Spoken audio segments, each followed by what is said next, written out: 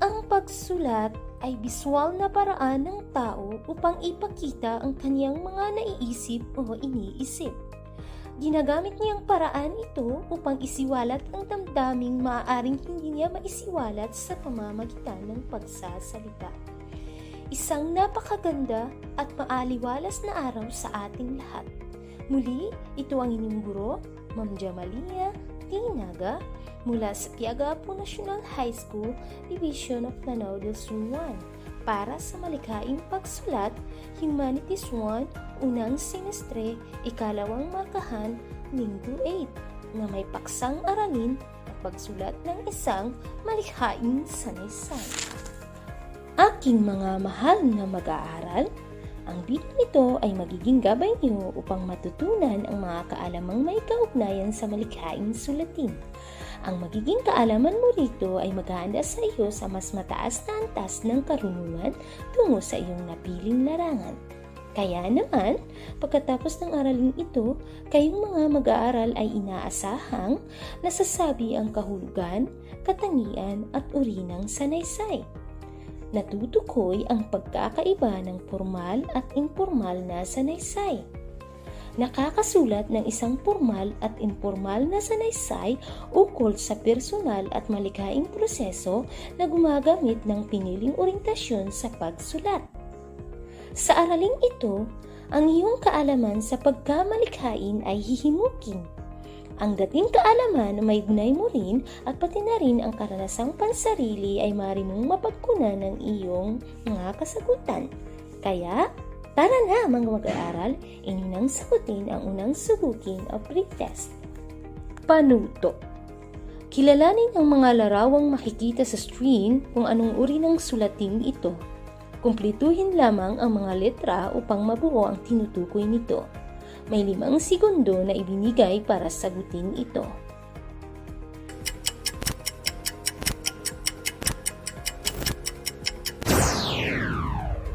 Ang sagot sa unang bilang ay editorial.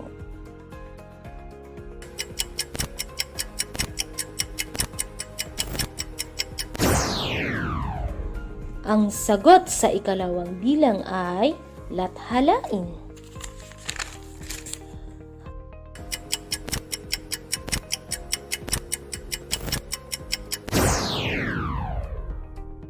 Ang sagot sa ikatlong bilang ay thesis.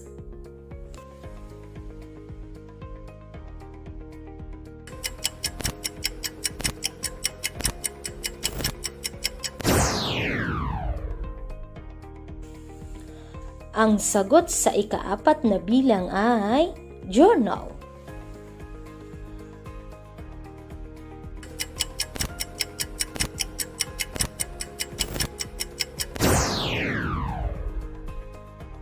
Ang sagot sa huling bilang ay talambuhay. Mainit na pagbati para sa inyong kahusayan. Simulan na natin ang ating aralin ngayong araw. Ang ating paksang aralin ay tungkol sa pagsulat ng isang sanaysay. Ano ang sanaysay? Ito ay isang uri ng panitikang nasusulat sa anyong tuluyan na karaniwang pumapaksa sa mga kaisipan at mga bagay-bagay na sadyang kapupulutan ng aral at aliw sa mga mambabasa. Ayon sa makata at magaling na mananaysay na si Alejandro G. Abadilla, ang sanaysay ay isang salaysay ng sanay. Ibig sabihin, ang isang manunulat ay makakasulat lamang ng isang mabisang sanaysay kung ito'y nasasaklaw ng kaniyang kaalaman, pag-aaral, karanasan, hilig, pananaw, katauhan, at kalagayan. Ayon naman sa Francis na si Michel Equine de Montaigne, ang may akda ng essays, ito ay ang pagsulat tungkol sa personal na karanasan, damdamin at kuru-kuru o palagay ng manunulat sa paraang magaan, kawili-wili at nakapagbibigay impormasyon sa mga mambabasa. May 4 na katangian ang sanaysay. Ang unang katangian ay tumutukoy sa makabuluhang paksa. Maaaring ito ay tungkol sa panrelihiyon, panlipunan, pangkaugalian, pangkabuhayan, pang-edukasyon at iba pang paksa. Ang ikalawang katangian ay tumutukoy sa mayroong kaisahan. Naukol lamang ito sa isang paksa ang dapat talakayin at sunod-sunod ang paghahamay ng kaisipan. Ang ikatatlong katangian ay ang paggamit ng tamang pananalita. Ibig sabihin, tamang salita ayon sa paksang inilalahad. Ang huling katangian naman ng sanaysay ay tungkol sa makatawag pansin ang pamamaraan. Ito ay inilahad sa paraang masining ang simula, gitna at wakas. Dumako naman tayo sa dalawang uri ng sanaysay. Ang unang uri ay tinatawag na formal o impersonal na sanaysay. Ito ay nagtataglay ng makatotohanang impormasyon, piling mga salita at pahayag na maingat na tinalakay kaya't masasabing mabisa. Ito ay may maayos na balangkas na nakakatulong sa lohikal na paglalahad ng kaisipan. Ang ganitong uri ng sanaysay ay karaniwang umaakay sa mga mambabasang mag-isip ng malalim at paglakbayin ng guni-guni. Ito ay naglalasang magpaliwanag, manghikayat at magturo tungkol sa pangkaunlarang isip at moral ng mga mangbabasa. Ang mga halimbawa nito ay thesis o sulating pananaliksik, exam, disertasyon, mga panunuring pampanitikan at talumpati. Ang ikalawang uri naman ng sanaysay ay tinatawag na informal o personal na sanaysay. Ito ay tinatawag ding di formal o palagayang sanaysay na mapang-aliw, mapagbiro at nagbibigay lugod sa pamamagitan ng pagtalakay sa mga karaniwang pang-araw-araw at personal na paksa. Ang pananalita ay parang usapan lamang ng magkakaibigan.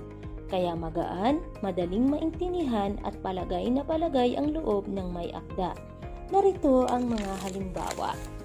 Tala-arawan, ito yung mga diary, journal, at kalendar.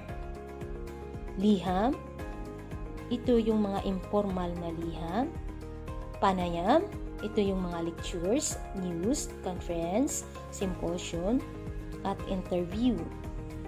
Talambuhay o autobiography, travelogue o paglalakbay sa iba't ibang magagandang lugar, puto-essay o larawang sanaysay, review, lathalain o pahayagan at magazine, editorial, ito yung tudling at article. Dito lang nagtatapos ang ating discussion. Naway mga mag-aaral, marami kayong natutunan sa ating aralin ngayon. Kumuha ng papel at ballpen para sa ating tayahin o post-test. Panuto. Tukuyin ang mga sumusunod na halimbawa ng paksa kung ito ay formal o informal na uri ng sanaysay. Isulat ang sagot sa nakalaang guhit. Ang unang bilang ay tumutukoy sa talumpating inihanda ng presidente ng bansa sa isang pagtitipon sa Makati Business Group.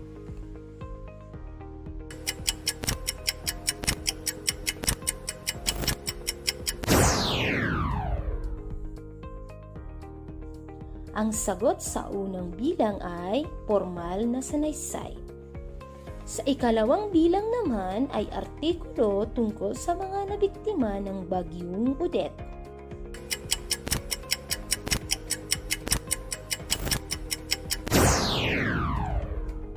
Ang tamang sagot ay informal na sanaysay.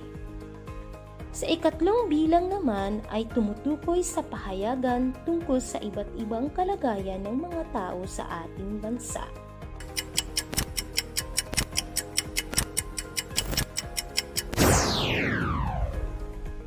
Ang sagot ay informal na sanaysay. Sa ikaapat na bilang naman ay tumutukoy sa talambuhay ng isang artista sa telebisyon.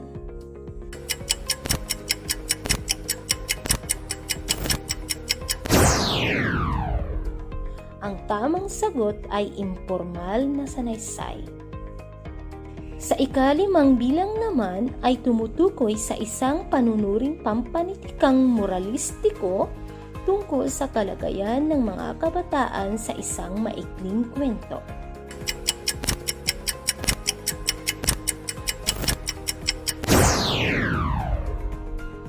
Ang sagot ay formal na sanaysay.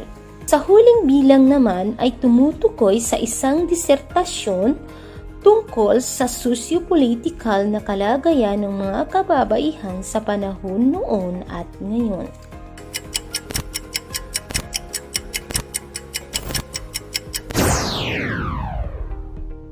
Ang tamang sagot ay formal na sanaysay. Para sa karagdagang gawain, isulat ang iyong talambuhay sa pamamagitan ng informal na sanaysay. Isulat ito sa isang bond paper. Kunan ng litrato ang inyong sarili o ng iyong pamilya at ipaskil ito sa kahon. Ilagay sa nakalaang guhit ang pamagat ng iyong talambuhay.